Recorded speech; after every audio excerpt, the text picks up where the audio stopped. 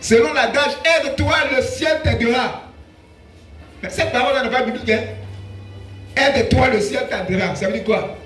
J'ai fait un peu, et puis j'ai fait aussi appel un peu à Dieu. Donc, c'est comme ça, mon cher, dans la vie, là, aide-toi, le ciel t'aidera. Va un peu chez le marabout, prie un peu le Seigneur, on ne sait pas qui va t'aider. Ce matin, le Seigneur te dit de te détacher de la vie du monde. Le monde est en train de faire des ravages. Et le monde est rentré dans l'église, dans la vie des chrétiens, dans la vie des pasteurs. Et si nous n'y prenons garde, on va fonctionner selon les principes montés. Et le Seigneur ne sera pas content de nous. Nous allons lire 1 Jean chapitre 2. 1 Jean chapitre 2.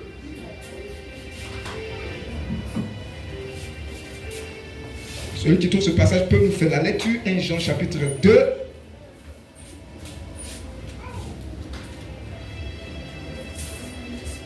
Jean chapitre 2, nous lisons à partir du verset 12. 1 Jean chapitre 2, à partir du verset 12. Jusqu'au verset 17. Je lis la parole de Dieu avec respect. Je vous écris, petits enfants, parce que vos péchés vous sont pardonnés à cause de son nom. Je vous écris, Père, parce que vous avez connu celui qui est dès le commencement. Je vous écris, jeunes, parce que vous avez vaincu le malin. Je vous écris, petits enfants, parce que vous avez connu le Père. Je vous ai écrit, Père, parce que vous avez connu celui qui est dès le commencement. Je vous ai écrit, jeunes gens, parce que vous êtes forts. Et parce que, je vous écris, jeunes gens, parce que vous êtes forts, et que la parole de Dieu demeure en vous, et que vous avez vaincu le malin. N'aimez point le monde, ni les choses qui sont dans le monde. Si quelqu'un aime le monde, l'amour du Père n'est point en lui. Car tout ce qui est dans le monde, la convoitise de la chair, la convoitise des yeux, l'orgueil de la vie ne vient point du Père, mais vient du monde. Verset 17. Et le monde passe, sa convoitise a aussi. Mais celui qui fait la volonté de Dieu demeure éternellement. Amen. Alléluia. C'est l'apôtre Jean, l'apôtre de Jésus, l'un des fils de Zébédée. C'est lui qui est l'auteur de cet évangile de 1 Jean. C'est lui qui a écrit Jean. Il a écrit 1 Jean, 2 Jean, 3 Jean. Il a écrit Apocalypse sous l'inspiration du Seigneur. Et il a écrit cela vers aux alentours de 90 après Jésus-Christ. Donc il était âgé. C'était vers la fin de son ministère. Et dans sa lettre là, il exhorte les chrétiens dans tous les lieux à vivre pour Dieu, une vie d'amour pour Dieu et à rejeter la vie du monde. Et dans son adresse, selon le passage que nous venons de lire, il s'adressait à 3 catégories de personnes. Les petits enfants, les jeunes gens, et puis les pères. Donc il s'adresse à tous les croyants, parce que c'est à des chrétiens qui s'adressent. Je vous écris, petits enfants, parce que leurs péchés sont pardonnés et à cause du nom de Jésus. Donc leurs péchés ont été pardonnés à cause du nom de Jésus. Il écrit aux petits enfants parce qu'ils ont connu le Père. Donc ils sont chrétiens. Il écrit aux jeunes gens parce qu'ils sont forts et la parole de Dieu demeure en eux. Il écrit au Père parce qu'ils ont connu celui qui est dès le commencement. Donc ils sont tous chrétiens. Et c'est comme cette parole-là peut s'adresser à nous. S'adresse à chacun de nous. Petits enfants, la parole de Dieu s'adresse à toi ce matin. De 7 jusqu'à 12 ans par là. Ils sont conscients. Cette parole s'adresse aux jeunes gens, aux jeunes filles. Vous êtes forts, vous avez la vigueur, vous avez la force. Mais qu'est-ce que vous faites de cette force-là? Il leur écrit pour dire: vous êtes forts. Vous avez vaincu le malin. Je vous écris: Père, Père, Mère. Cette parole s'adresse à vous. Vous avez connu Dieu. Cette parole s'adresse à chacun de nous ce matin. Mais malgré que toutes ces catégories de personnes connaissent le Seigneur, mais l'apôtre Jean va les exhorter. Il va les exhorter. Petits enfants, vos péchés ont été pardonnés. Vous connaissez le Seigneur. Mais attention. Attention au monde. Jeunes gens, vous êtes forts. Vous avez vécu le malin. Mais attention au monde. Père, vous connaissez le Seigneur. Mais attention au monde. Mais attention au monde. C'est ainsi que dans le verset 15, il dit: n'aimez point le monde, ni les choses qui sont dans le monde. N'aimez point le monde, ni les choses qui sont dans le monde. Mais moi, je pose la question: le monde là même, c'est quoi? Un mot là a un sens que quand il est dans une phrase. Parce que quand on prend le mot monde là, il y a beaucoup de significations. Donc tant qu'on ne comprend pas le mot monde là, ça veut dire quoi? On ne va pas comprendre de quoi il s'agit ici. On va dire n'importe quoi, et puis on va tirer des conclusions qui sont fausses. Alors, le monde là, c'est quoi ici? Parce que le Nouveau Testament a été écrit d'abord dans une langue la grecque. Le mot là, c'est cosmos. Mais cosmos là, ça veut dire quoi? Ouais, c'est interprété, ça signifie aussi monde en français. Mais d'abord, ce que le monde n'est pas, ici dans ce contexte-là, pour qu'on comprenne bien. Le monde dans ce contexte-là, ce n'est pas la création physique. L'univers, les cieux et la terre, les arbres, les animaux, voilà, les montagnes, voilà, les plantes, la lune, les étoiles. Ça aussi, ça veut dire monde, l'univers dans lequel nous sommes. On parle du monde. Ce n'est pas de ce monde-là j'en parle. Parce que s'il dit n'aimez pas le monde, mais nous sommes dans le monde. Nous vivons sur cette terre-là. Bon, il ne faut pas qu'on va aimer, on va où? Il ne parle pas de l'univers, il ne parle pas de ce monde physique-là, la création physique-là. Dieu a créé toutes choses, il a dit, c'est bien fait, c'est bon. Donc il ne s'agit pas de ce monde de fuir pour aller dans quelque part et se cacher. Il ne parle pas du genre humain. Quand il parle du monde, là, c'est-à-dire les hommes. Dans Jean 3,16, Dieu a tellement aimé le monde qu'il a donné son fils unique. Mais le monde, c'est les hommes. Dieu a tellement aimé les hommes qu'il a donné Jésus. Donc le mot monde ici ne veut pas dire le genre humain, c'est-à-dire les hommes. Donc quand il dit n'aimez pas le monde, ça ne veut pas dire qu'il ne faut pas aimer les hommes. Non. Alors, ça veut dire quoi? Le monde ici veut dire tout ce qui est système diabolique, pensée, comportement, vie, contraire à Dieu. Le monde ici veut dire système, idéologie, croyance tordue, opposée à Dieu. Le monde ici veut dire le système de valeurs qui exclut Dieu. Tout ce qu'on fait qui exclut Dieu, Dieu n'est pas dedans là. C'est ça le principe du monde. C'est l'ordre moral qui est en rébellion avec Dieu. En un mot, le monde là, c'est tout ce qu'on fait, mais qui est guidé par Satan, qui est influencé par Satan et qui est contraire à Dieu, contraire à la parole de Dieu. Donc c'est un principe de pensée, de vie, de fonctionnement, mais que Dieu n'aime pas. Le monde, on peut mettre beaucoup de choses dedans. Et l'apôtre Jean, par l'Esprit de Dieu, il interpelle toutes ces personnes-là qui ont accepté le Seigneur et il leur dit n'aimez point. Il n'a pas dit n'aimez pas, n'aimez point. Il ne faut même pas laisser un peu le monde là vous influencer.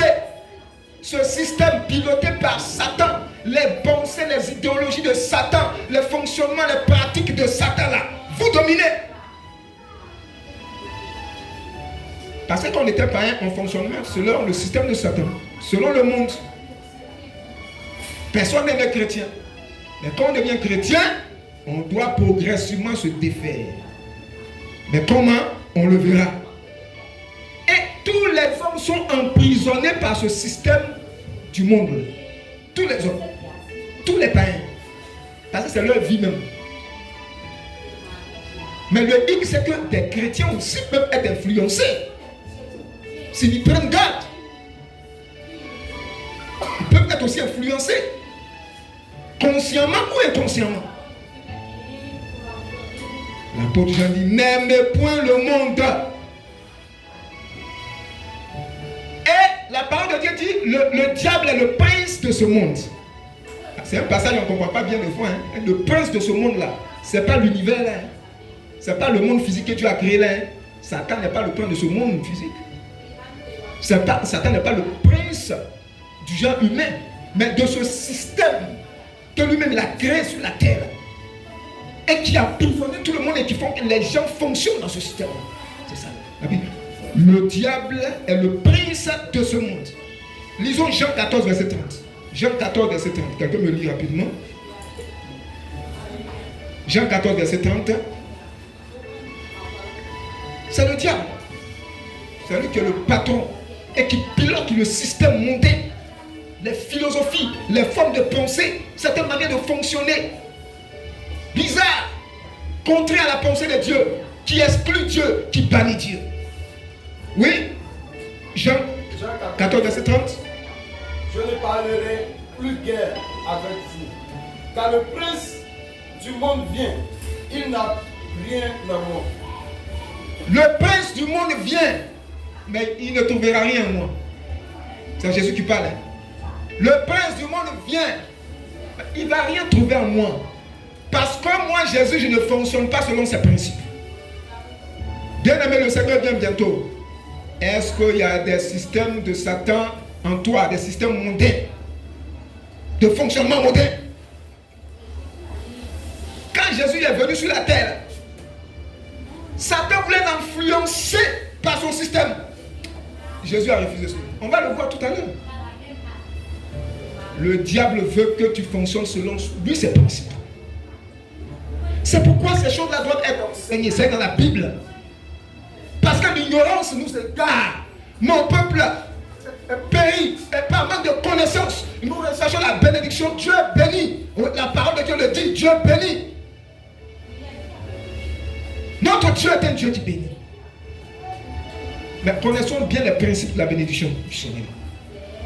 Le diable aussi bénit à sa manière. Alors, pour bien comprendre cette affaire du monde là, l'apôtre Jean va définir les trois choses qui caractérisent le monde.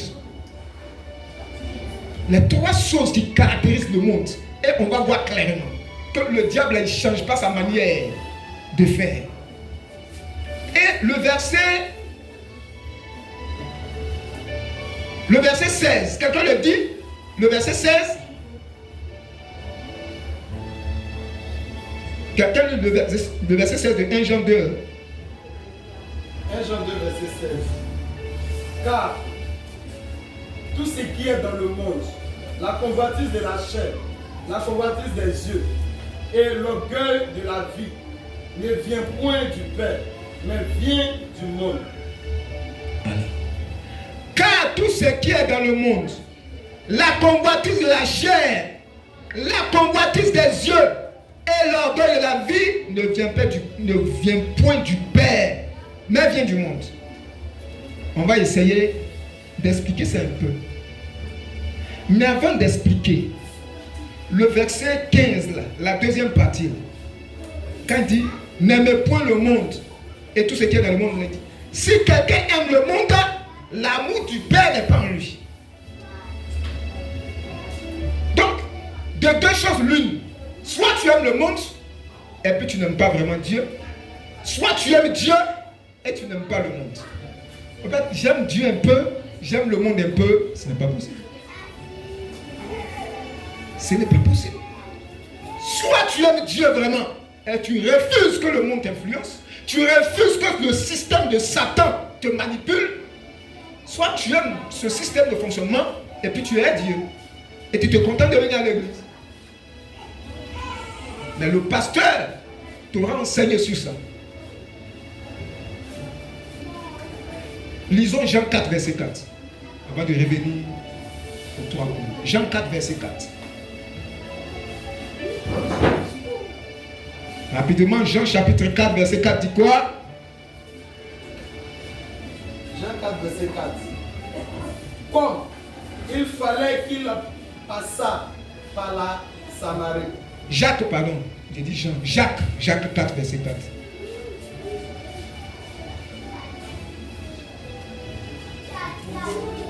Jacques, c'est un petit livre caché quelque part. Après Hébreu. Jacques 4, verset 4. Ouais. Adultères que vous êtes, ne savez-vous pas que l'amour du monde est inimitié contre Dieu? Celui donc qui veut être ami du monde sera ennemi de Dieu. Celui qui veut être ami du monde sera ennemi de Dieu. Parce que c'est deux principes opposés. Le système du monde là, c'est un principe qui est opposé au système de Dieu. Il n'y a même pas de négociation. C'est comme la chair et l'esprit de Dieu. Si tu veux aimer le monde, tu seras ennemi de Dieu. Alors, bon, quelle bénédiction tu vas aller chercher? Le monde va te donner sa bénédiction. Et Jacques, sinon Jean, l'apôtre Jean maintenant précise. Le monde là, il y a quoi dedans? Il y a 3 choses. La convoitise de la chair, la convoitise des yeux, l'orgueil de la vie. On va essayer de comprendre un peu. La convoitise de la chair là, c'est quoi? C'est tout ce qui est appétit corporel illicite, c'est-à-dire défendu par la morale et par même la loi de Dieu. Tout ce que ton cœur, ton corps, tout ce dont ton corps est en envie, mais de façon illicite, qui n'est pas normale, qui est condamnée. Par exemple, tu as envie de ton camarade garçon, de coucher à ton camarade garçon. Ça, c'est un principe mondain. Tu as envie de coucher à ta camarade fille. C'est un principe mondain. Tu as envie de coucher à une femme qui n'est pas ta femme. C'est un principe mondain. Tu as dit, mais je l'aime. Non, c'est un principe mondain. Quel que soit tes raisonnements, c'est un principe mondain. Tu n'es pas marié, tu es dans le système de go égard. Cas égaux. Deuxième bureau, c'est un principe mondain. Parce que ta chair est stimulée par ça. Tu trouves du plaisir à ça. Donc tout ce qui est convoité de la chair, là, appétit du corps.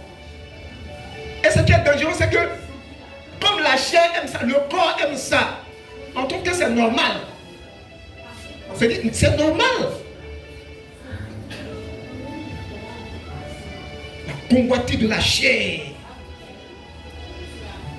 Je bois jusqu'à... Et puis voilà, je suis en train de vivre comme ça. C'est un principe mondain. Je mange jusqu'à... Je vais m'asseoir et mange choukouya jusqu'à mon ventre et balancer comme ça. C'est un principe mondain. Il faut manger de façon modérée. La convoitise de la chair.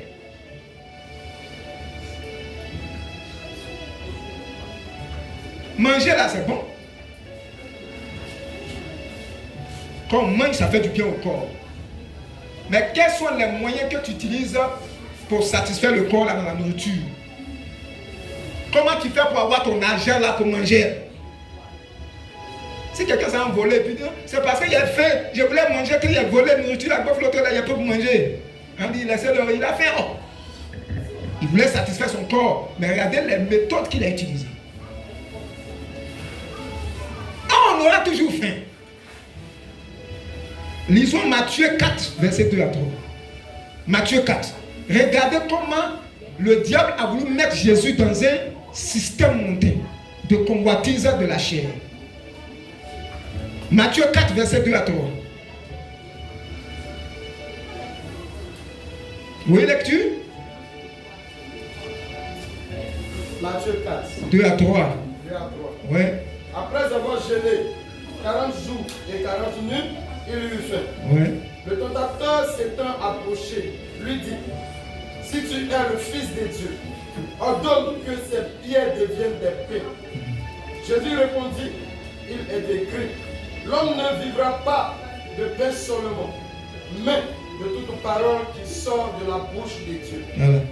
Jésus a fini de jeûner, il a eu faim. Le diable dit, il faut changer ces pierres en pain, tu as mangé. C'est pas manger là qui est un problème.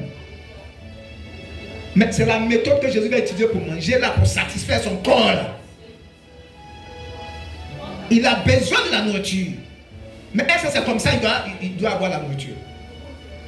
La convoiture de la chair, quand ton corps désire quelque chose là, est-ce qu'il faut forcément satisfaire ça? Cette satisfaction du corps, est-ce que c'est bon pour toi? Si Jésus change les pains là et puis il mange là, il aura péché comme Dieu. Parce que c'est pas comme ça, il devait satisfaire sa faim. Or, généralement, quand on a un besoin de corps, tout de suite là, on tombe. Ceux qui ont l'argent là, tu fais coucher une fille, tu t'en à l'hôtel, tu vas.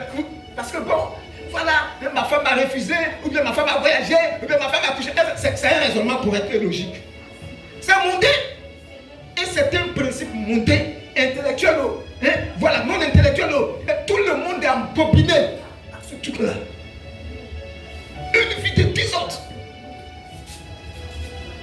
Vous voyez les autorités là, ils sont des convoités de la chair. Le monde. C'est un principe que Dieu n'aime pas. Et le diable a voulu soumettre Jésus à ce principe. Jésus dit non.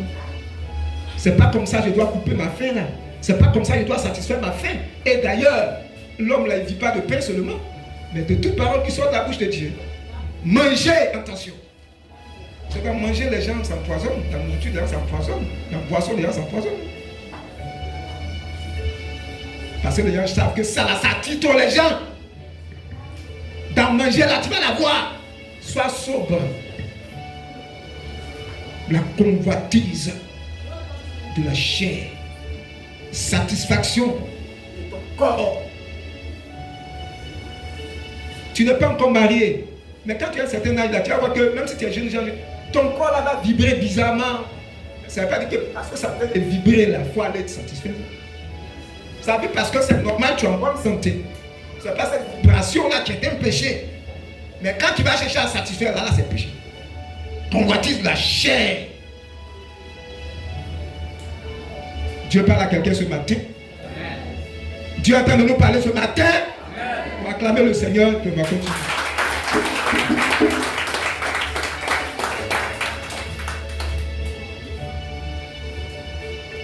Il y a des médecins qui vont te dire, oh, tu es jeune, tu peux rester comme ça. Voilà les rapports sexuels là. Ça donne la santé. Voilà, il faut se masturber, non? Et quand tu te masturbes là, c'est pour moitié de la chair. Tu te satisfais, tu es content. Mais c'est comme ça que tu dois satisfaire tes désirs là. Va à l'école, il faut travailler, il faut te marier. Sois patient, tu ne vas pas mourir. On ne meurt pas. Quand on s'absent, on ne meurt pas.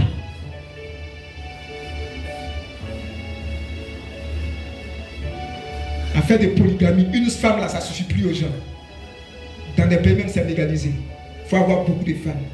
Nos parents ont beaucoup de femmes. Mais ton petit âge là, tu as beaucoup de femmes, tu peux gérer. Comment un seul cœur peut aimer beaucoup de femmes? Mais c'est la convoitise de la chair là qui fait ça. La chair ne se satisfait plus d'une seule femme. La mode, c'est que voilà, quand tu es garçon là, il faut aimer femme, il faut avoir beaucoup de femmes. Ça c'est un principe monté diabolique. Il n'est pas garçon, il a une seule femme là, depuis là, et puis il est fidèle. Il faut tromper ta femme, elle va montrer, tu vas lui montrer que voilà ton soutien garçon. Ça c'est un principe mondain. Vous voyez, il y a des conseils mondains. Donc quand quelqu'un te donne un conseil, il faut bien écouter. Si c'est bon, si c'est un principe mondain ou pas. Ça semble être bon conseil.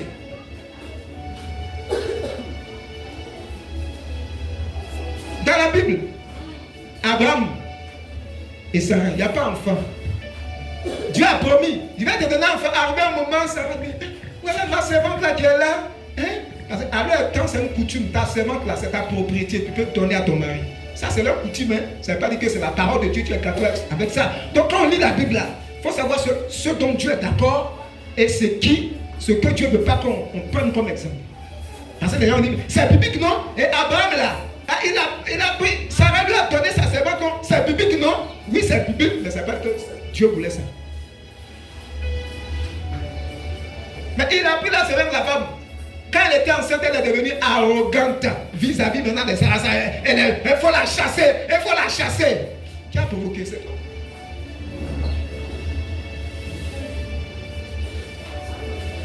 Convoitise des yeux. C'est convoitise de la chair. Convoitise des yeux, c'est le désir immodéré de posséder ce qu'on voit. Nos yeux me fatiguent. Convoitise des yeux là. Quand tu vois quelque chose là, je veux avoir ça. Ça c'est convoitise des yeux. C'est pas voir là qu'il y a le problème. Hein. Mais c'est l'influence que ce que tu as vu là a sur toi. C'est ça qui est convoitise des yeux. Là. Mais chaque jour on voit des choses. Seigneur, fais mes yeux. Aïe. Même celui qui est aveugle même le voit. Maintenant tu deviens aveugle, ce n'est pas cela. Convoitise des yeux. Bien aimé, Dieu nous a donné des yeux pour voir. Mais ces yeux-là nous fatiguent. Deviennent un problème. Des gens luttent avec cette convoitise-là. Et c'est la convoitise des yeux qui provoque même la convoitise de la chair. C'est ce que tu vois là. De fois tu veux satisfaire ça. Tu vois la vie, elle est jolie. Mais tu peux la voir, tu peux l'apprécier et puis c'est fini. Mais quand tu veux coucher avec elle, donc la convoitise des yeux et puis mais la convoitise de la chair. Lisons Matthieu 4, verset 8 à 10. Pour voir encore comment le diable a changé de stratégie. Pour piéger Jésus par rapport à la convoitise des yeux. Oui, il faut lire Matthieu 4, 8 à 10. 8 à 10. Ouais. Le diable transporta encore sur une montagne très élevée. Il montra. Il lui montra. Regarde avec tes yeux. Regarde. Il lui montra tous les royaumes du monde. Et lui dit, je te donnerai toutes ces choses si tu te prosternes et tu m'adores. Amen. Le diable l'a transporté sur une haute montagne. Et puis il a dit, il faut regarder. Tu vois non? Tous ces royaumes du monde et leur gloire, c'est pour moi. Mais qui lui a donné? C'est Adam. Quand Adam a péché là, le diable a tout pris. Je vais te donner ça. Si tu te pensais tu m'adores, il va te donner. Aujourd'hui, il y a des gens qui vont faire alliance avec le diable pour avoir ces choses-là. Donc ils vont fonctionner sur un principe démoniaque et monté. Vous voyez?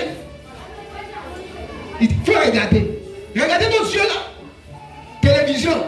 C'est pas mauvais réel la télévision. Mais quand tu regardes là, quel est l'impact de la télévision? Ton portable là, les images qui sont dedans là. Quand tu regardes là, quels sont les impacts? Quand tu sors, tout ce que tu regardes là, quel est l'impact négatif sur ta vie? Le diable a montré à Jésus les royaumes et leur gloire. Bien aimé, il faut faire un tour à chaud, comment on appelle ça? Le point. Cosmos. Tes yeux vont briller, tu vas baver. Quand tu lis, tout brille.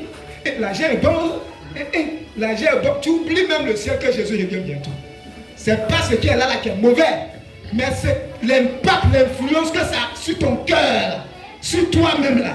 De toute façon, tu as regardé là. Si tu ne fais pas attention, tu vas le faire détournement quelque part. L'argent. Ça est joli, oh. Et chaussures est joli, oh. Et c'est beau d'avoir l'argent. Mon ami, si tu n'as pas l'argent, il y a des endroits là, il ne faut pas partir. Tu vas pécher. La convoitise des yeux. Ça nous crée des problèmes. Ce que tu vois là, qu'est-ce que ça fait sur toi? Quand il a montré à Jésus, Jésus lui a dit quoi? Qu'est-ce que Jésus a dit? Jérémie, Jésus a dit quoi?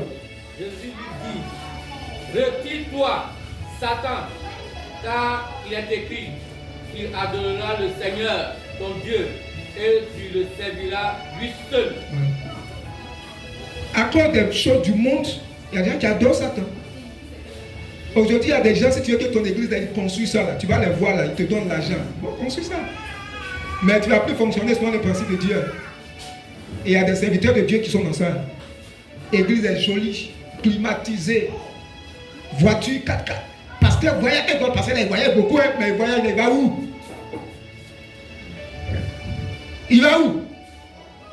Il est dans quoi? Principe du monde. Ce que nos yeux voient. C'est pas faire très attention. Il ne faut pas chercher à faire comparaison. Par moment, là, il faut être modéré. Sinon, tu vas glisser. Tu vas glisser. Ce que tu vois. Eh ma chérie, chez toi, eh ma chérie. On apprécie, apprécier n'est pas mauvais. Et ton panier est joli, hein? Mais quand tu convoites, tu vas commencer à avoir la haine comme celle qui a porté son panier. Jalousie va commencer. Son propre panier l'a porté là. Ça t'énerve. Oui, non? Parce que tu as vu, tu as tenté de voir, avoir ça, tu n'as pas eu, qu'importe là, ça t'énerve. C'est le principe du monde. La compétition, la concurrence. Aujourd'hui, les églises font concurrence. Comment faire pour dépasser l'autre? Mais si on travaille dans le même royaume là pour le Seigneur, mec, pourquoi on fait concurrence? Qui a onction plus que qui? Qui a plus grande église plus que qui? Tu as combien de membres? On dit quand tu arrives la première question, tu as combien de membres? C'est le Seigneur qui sait ceux qui sont là, ceux qui sont sauvés. C'est des questions, je ne me laisse même pas distraire par ça. Parce que tu veux te laisser, tu vas fonctionner selon notre principe. Tu fais quoi dans la vie? Quand tu rencontres un ancien ami, c'est légitime la question. Tu fais quoi dans la vie? Tout de suite là, tu vas créer quelque chose. Comme je suis serviteur de Dieu. Ouais. Même si aujourd'hui c'est calvoté comme le pasteur là, c'est calvoté, ça dit que ça dit rien. Mais c'est ce que je suis.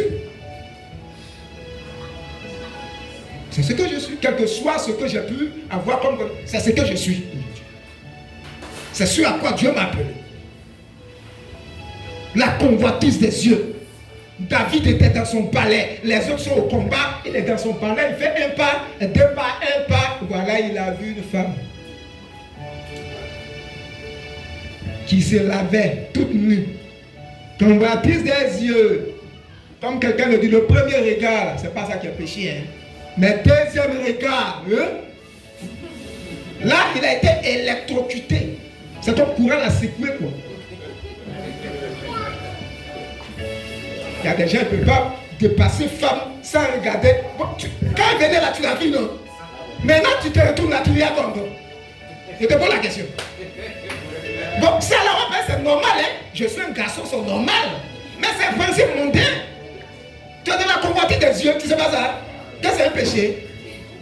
Quand Jésus a dit que celui qui regarde une femme pour la convoiter là, il a déjà couché avec elle dans son cœur. Péché d'adultère là, ça ne vient pas comme ça. Tu as regardé, tu l'as convoité. Comme David a bien regardé là, il dit hey, c'est la femme de qui ça? On dit il rit dans sa cœur. Ah ouais. Il avait de la coucher avec elle. Et comme un péché entraîne toujours un autre péché, il va chercher à tuer son mari. Vous voyez? Il y a la guerre, il dit bon, si vous allez à la guerre là, Uri là, mettez-le au fond là-bas. Mettez-le au fond là-bas. Il a écrit la lettre, ils l'ont mis au fond, fait où la guerre là, ça chauffe là, ça tire les flèches là, pour qu'il meure. Et le cœur de l'homme. Ils ont tué le pauvre. Il a pris sa femme.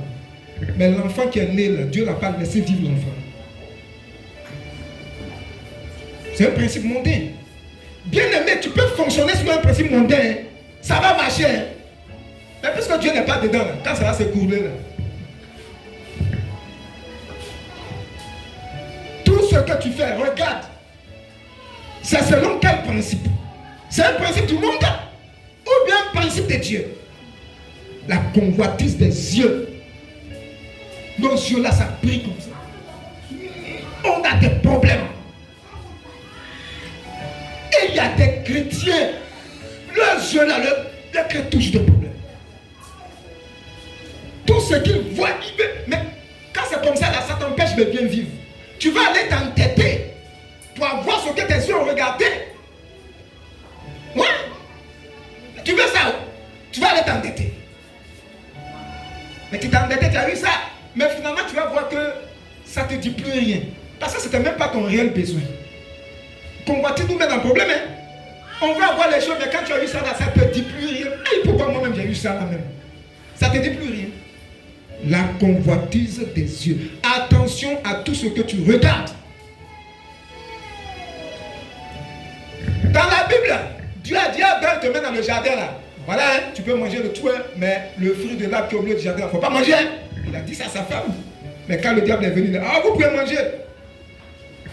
La Bible dit qu'elle a commencé à regarder le fruit là. Elle est devenue agréable à la vue. Le fruit là est devenu joli comme ça. Quand tu commences à convoiter là, ce que tu regardes là, quand tu méprisais avant, ça ne te disait plus rien là. Ça commence à avoir une influence sur toi. La soeur là, vous causez toujours. Tu la vois comme ta soeur. Mais pourquoi bizarrement tu commences à avoir des désirs bizarres? Peut-être que c'est elle qui a devenu ma femme. Bon, mais viens me dire. Il faut venir me dire. Je parle à quelqu'un. Il faut venir me dire. Parce que ce truc-là, ça fait qu'on est plus spirituel. J'ai un ami collègue là, il a peur de mettre ses yeux sur une de mes filles là. Au lieu de m'appeler, il rase les murs. Ah, je vois son dos. Mais c'est elle qui chauffe les jeunes chez eux là-bas. Voilà le principe, voilà le principe. Maintenant, courant là, t'as secoué. Il faut m'appeler. Appelle-moi, on va parler. Parce que moi, je la connais plus que toi. Maintenant, tu rases les murs. Tu l'appelles. Tu lui poses des questions. Moi, je sais tout ça là. Mais j'attends. Je suis ça. Je suis ça. Oui. Quand le principe mondial là commence à nous prendre là, conseil qu'on donne là, on ne suit plus ça. On ne suit plus. On ne sait plus que, ça dit qu'on perd le réseau. L'orgueil de la vie. L'orgueil de la vie, c'est la prétention de la vie humaine, une attitude arrogante, une sorte d'exaltation de soi, se faire voir. Tu sais qui je suis, ceci, cela. Et ça, ce n'est pas seulement quand on a l'argent, on est... Non. Quelqu'un, même s'il n'a rien, il y a souvent cette fierté négative là. Il veut montrer aussi qu'il lui est là. La capacité de l'orgueil de la vie. Qui nous conduit à des mensonges. Quand les gens viennent chercher les femmes là, bon, moi, mon père est ceci, parle de toi-même.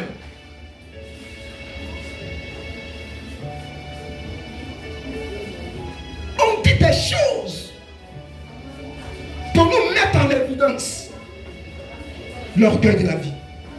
J'ai dit que si on vient prier le Seigneur, habillons-nous bien pour la gloire du Seigneur. J'ai dit pour la gloire du Seigneur. Mais il ne faut pas le faire pour ta propre gloire. Ça tombe dans l'orgueil de la vie. Je m'habille, il faut qu'on voit que le pasteur en veste complet aujourd'hui. Et quand la même, je ne sais pas ce qu'il a porté. Il dit, bon, écoutez, moi, j'ai même la race.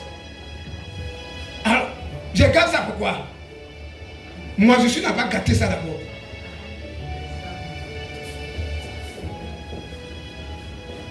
Mais avant de sortir là, on me demande une veste blénie. Je sais, hein? J'ai porté là. Je sais que l'autre va venir. Amen. Mais c'est pas ça le problème. Bien aimé, même quand tu es bien habillé, tu t'habilles pour la gloire de Dieu. Dans ce que tu fais là, tu le fais pour la gloire de Dieu. Quand tu raisonnes comme ça, là, ça élimine tout ce qui est fierté, arrogance, prétention, de vouloir paraître. Ça te libère de ça. Quoi que vous mangez, quoi que vous buviez, quoi que vous fassiez quelque autre chose, faites tout pour la gloire de Dieu. Quand tu fonctionnes selon ce principe, ça t'immunise, ça te préserve de beaucoup de choses. Sur le cœur de l'homme, ça se fait voir. Surtout s'il y a un petit avantage là. Voilà, je veux qu'on parle de moi. Voilà, tu sais qui je suis. Moi, je peux te créer des problèmes. Hein? Mais si le Seigneur enlève le souffle de vie, là, tu vas créer problème à quelqu'un encore? Non. Lisons Matthieu 4. versets 5 à 7. Matthieu 4, versets 5 à 7. Le diable a changé encore de stratégie. Pour envoyer Jésus quelque part. Le Ouais. diable le transporta dans la ville sainte. Voilà. Le plaça sur le haut du temple. Voilà. Et lui dit, Hein? si tu es fils de Dieu, Voilà. jette-toi en bas, Jette-toi. car il est écrit à ton sujet. Il ordonnera des ordres à ses anges à ton sujet. Voilà. Et ils te porteront sur les mains. Voilà. Ouais, non. Il a Peur transporté. que ton pied ne heurte contre une pierre. Voilà. Il a envoyé maintenant sur la toiture au-dessus du temple de Jérusalem. Parce que là-bas, il y a du monde qui vient prier. Et il dit, tu vois, il faut sauter. Parce que la parole de Dieu dit, si tu sautes là, les anges vont venir te porter. Hé Jésus, Jésus, puis les gens vont t'acclamer. Jésus, Jésus. Orgueil de la vie. Mais il a utilisé une parole biblique, hein, mais il a sorti ça de son contexte. C'est pas comme ça, Dieu veut que Jésus saute d'elle. Jésus n'est pas venu pour sauter et puis on l'acclame. Non, non. Jésus est venu d'abord pour mourir pour les gens. Mais son prochain retour là, la Bible dit tout œil le verra. Et on saura que c'est lui le Messie. Bien aimé, ne recherche pas les acclamations. Hein. Donne gloire à Dieu. Même si tu as fait quelque chose, tu mérites, on t'acclame. La gloire revient à Dieu.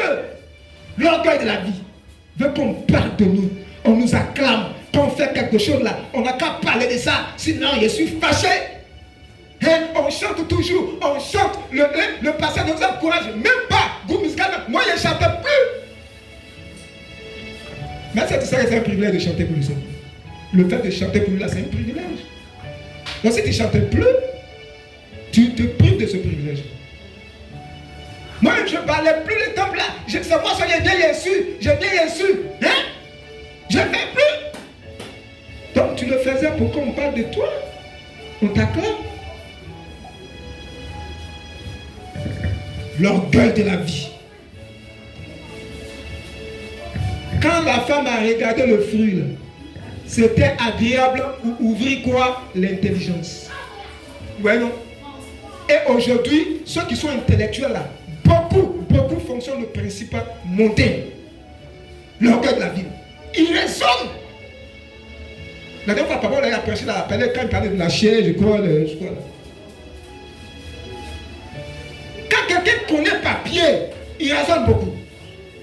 Il pense que son raisonnement, ça peut expliquer tout. C'est ça l'orgueil de la vie.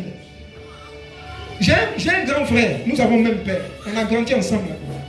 Donc c'est pas un frère lointain comme ça. C'est mon frère. Et quand on se voit, c'est comme même père, même mère. On a grandi ensemble.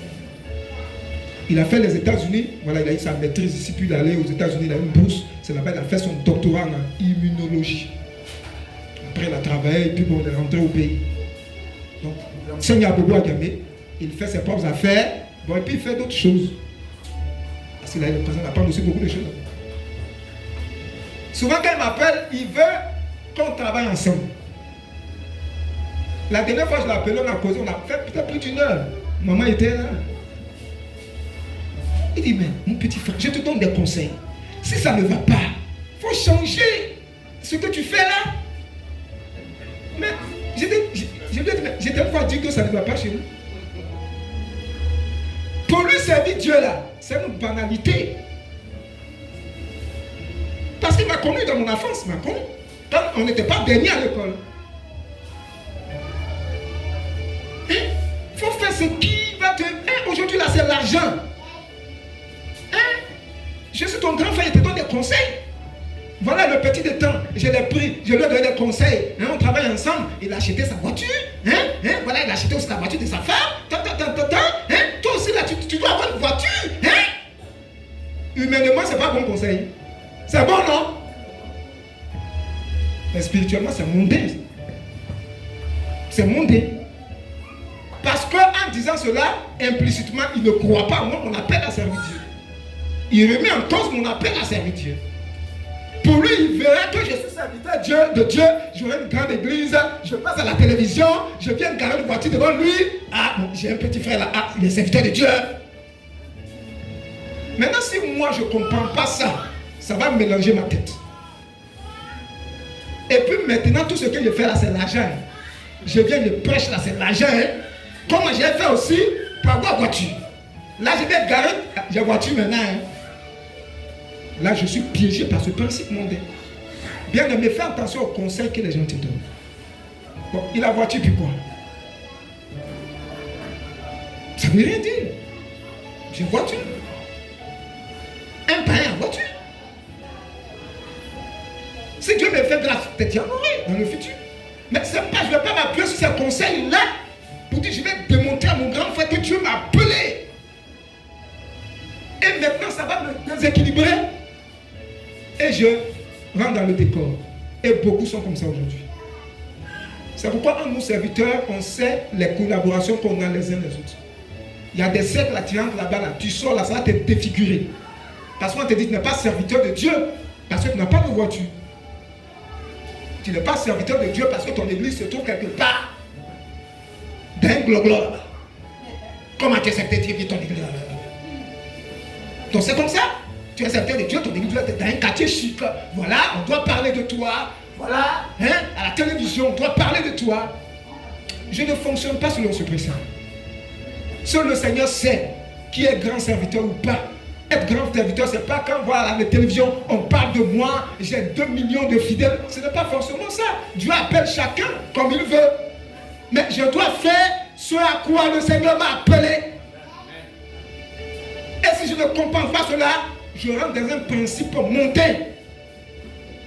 Et puis, après on voit le pasteur. Ah, le pasteur nous enseigne comment. Mais parce que le pasteur est rentré dans un principe monté.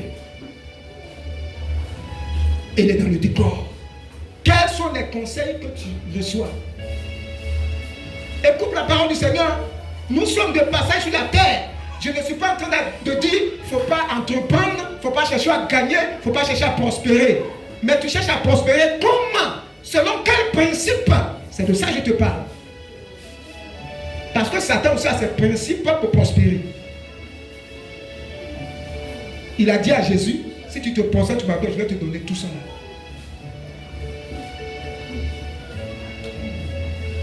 Bien aimé, on va chercher à terminer. 1 Pierre 4, verset 7. Ce monde passe. Le verset 17 dit quoi? Avant qu'on lise 1 Pierre, là. Verset 17, là, le dernier verset. De 1 Jean 2, là. Verset 17. Verset 17. Il a dit, le monde passe, sa convoitise aussi. Mais celui qui fait la volonté de l'Éternel demeure éternellement. Le monde passe. Le monde passe là. Dans l'idée du grâce, le monde est en train de passer. Et c'est convoitise aussi. Donc, si c'est ça qui pilote ta vie, qui guide ta vie, tu vas passer aussi. Hein. Parce que le monde va passer. Le monde va passer. Si toi tu vis selon les principes du monde, tu vas aussi passer. Les principes du monde ne vont pas s'éterniser, bien aimé. C'est ce que Jean disait. Le monde passe. Et c'est convoitise aussi. Mais celui qui fait la volonté de Dieu, c'est-à-dire qui marche selon les principes du Seigneur, il va vivre éternellement. 1 Pierre 4, verset 7. 1 Pierre 4, 7, rapidement.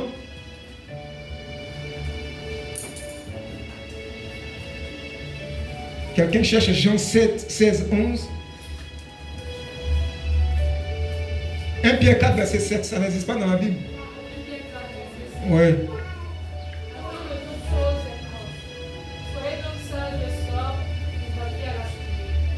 La fin de toute chose est proche. Soyez sages pour vaquer à quoi? À quoi? La prière. À la prière. La fin de toute chose est proche. La fin du monde est proche. Maintenant, toute ton espérance là, c'est dans le système mondain. Le système va passer. Le monde va passer. Jean 10, verset 11. Jean 16, pardon. Jean 16, verset 11.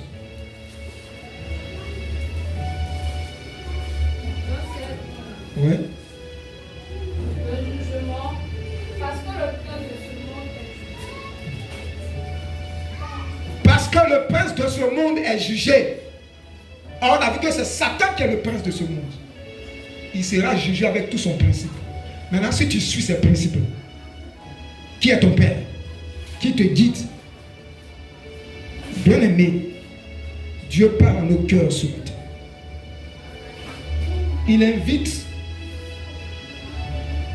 les enfants, il invite les jeunes gens, il invite les parents, les pères, les mères, jeunes filles, jeunes gens, tout le monde à faire attention au monde. Les principes du monde sont très puissants. Nous ne sommes pas nés chrétiens, on est nés dans ce principe-là. Et si on accepte le Seigneur, on doit progressivement laisser le Seigneur nous débarrasser de ces choses. Nous débarrasser de ces choses. C'est pourquoi le Seigneur dit, détache-toi du monde. Détache-toi. Il ne faut pas négocier avec le monde. Le monde brûle. Tu n'es pas encore chrétien, ouvre ton cœur au Seigneur. Si tu n'es pas encore chrétien, c'est que tu fonctionnes selon ce principe-là. Il n'y a rien à faire. Parce que c'est la vie des non-chrétiens. La vie du monde. Tu es croyant, il faut faire attention.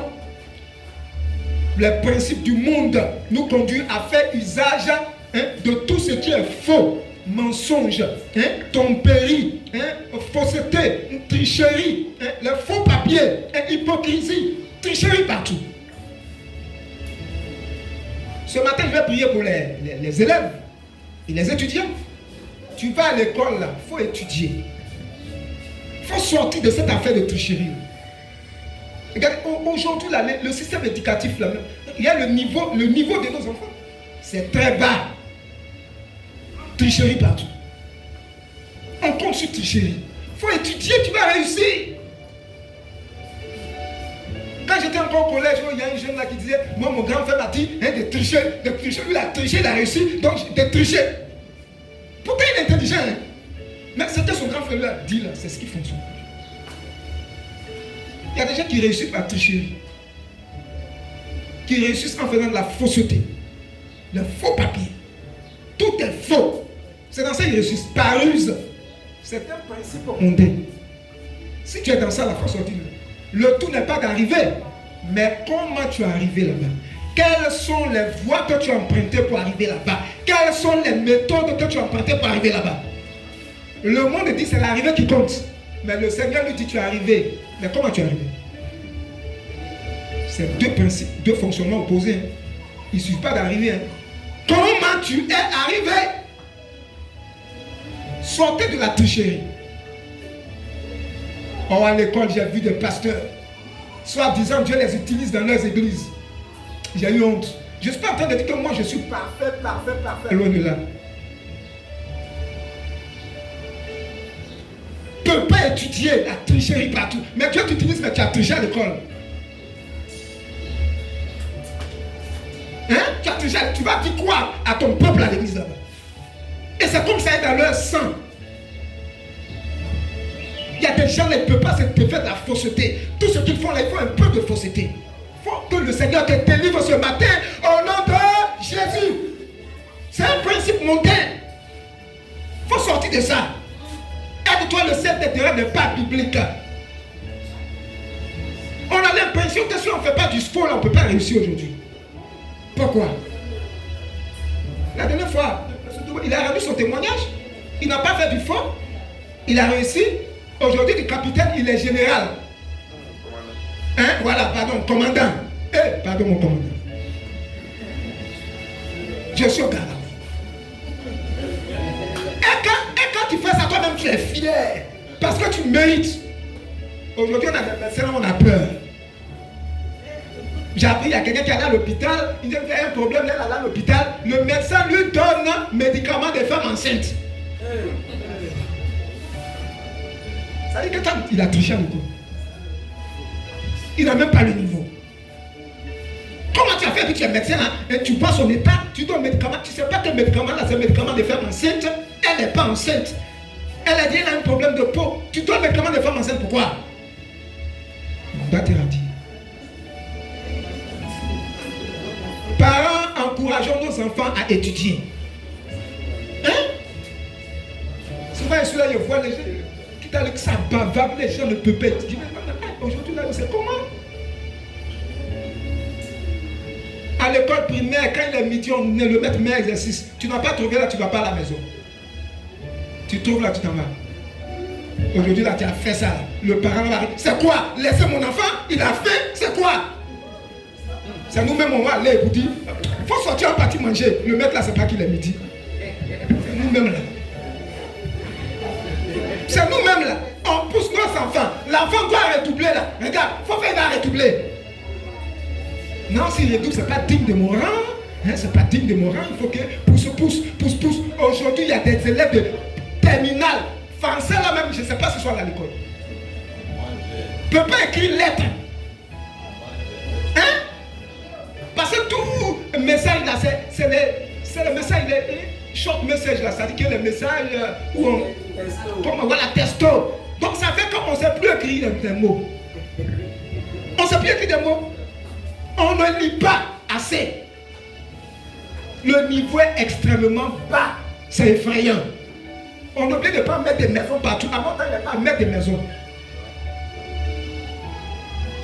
Encouragez vos enfants à étudier, parents. Ne les encouragez pas à la paresse, à la médiocrité. Papa est là. C'est lui là. Si ça ne va pas là, papa est là. Oui, papa est là, mais papa, tu ne seras pas toujours là. Tu ne seras pas toujours là. Il faut lui dire qu'à étudier. Il faut lui écouter les valeurs du royaume de Dieu. Et toi-même là, sois un modèle. Il ne faut pas lui dire, puis toi-même là, tu es en train de raser les murs, tu as une maîtresse là-bas. Mais tu dis, ma fille, je vais te voir à la maison. Hein. Mais toi, tu es quelque part en train de faire autre chose. Tu n'es pas un bon père. Sois un modèle. Quand ton enfant voit que tu es un modèle, ça va l'influencer. Soyons des modèles. Pasteur qui dit là, toi-même sois un modèle.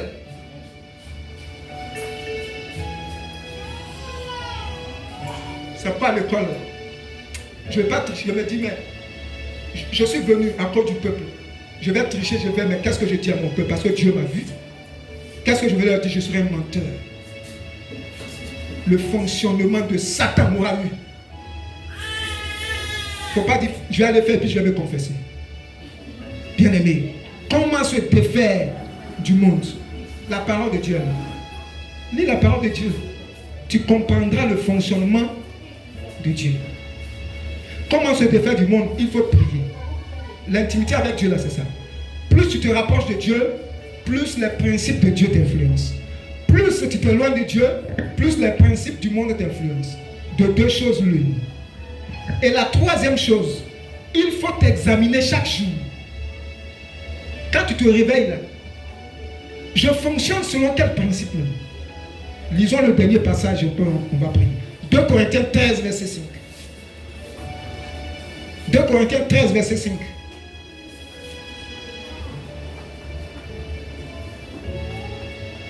Corinthiens 13, verset 5 dit quoi? Dernier passage, puis on va prier.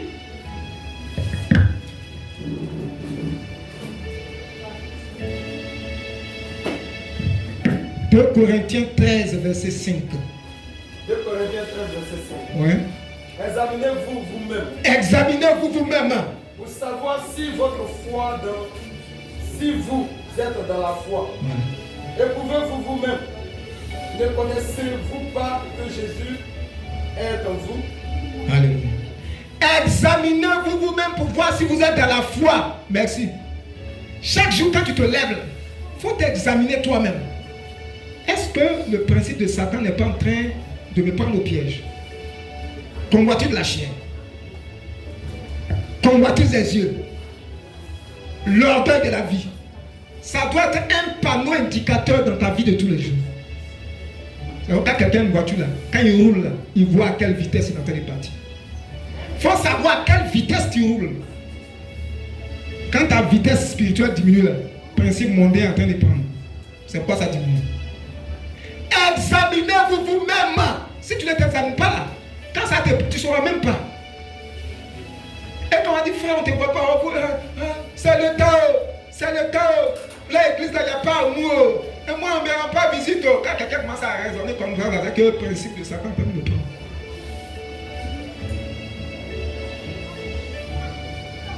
Examinez-vous vous-même pour voir si vous êtes dans la foi. Ce n'est pas le pasteur qui va venir t'examiner. Le pasteur lui-même, il doit s'examiner aussi. Tu te poses la question, Seigneur, est-ce que je suis vraiment sur la voie? Est-ce que mon fonctionnement te plaît?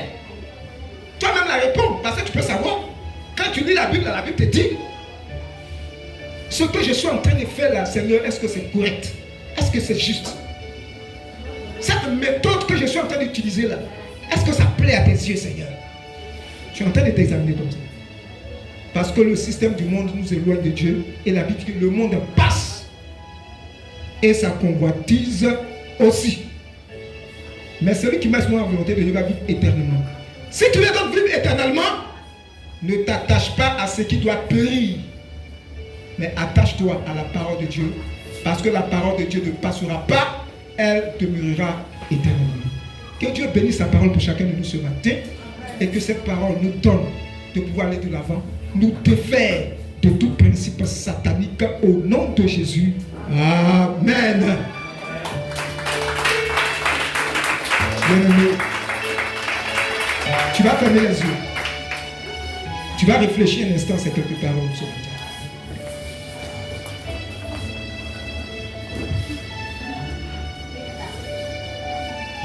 Réfléchis à ces quelques paroles ce matin.